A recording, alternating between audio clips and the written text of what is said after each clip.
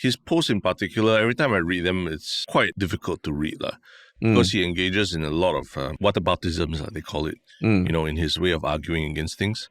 For example, like talking about Halima, and then, Halima's post, critique Halima's stance all you want, right? But don't engage in a whataboutism or how about this conflict here, how about that conflict there, kind of thing, right? I'm not a big fan of the argument because ultimately it's just trying to point out that the person raising a concern is a hypocrite, right? And that to me is like attacking the person's personally rather than trying to counter the argument itself.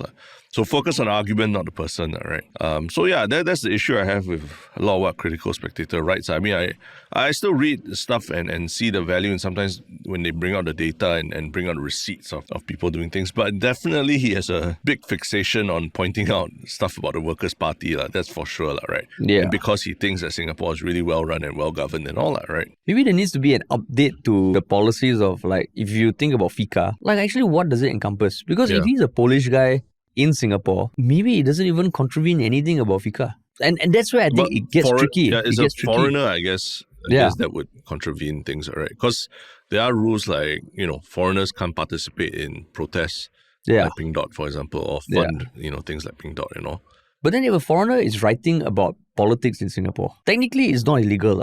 It's not illegal. It then becomes what he or she writes about. Yeah.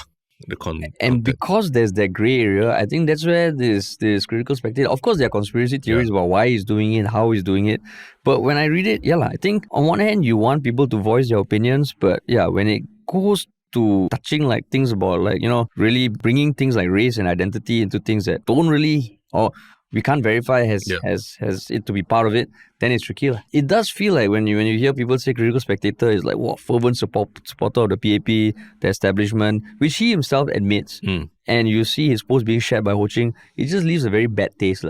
Because it feels like he's not playing on a level playing field. Yeah. And I think that's where maybe it's good that Faisal Ibrahim came out so strongly against the Critical Spectator and pointed out specifically, right? Yeah. No ums and ahs about it. I think that's important.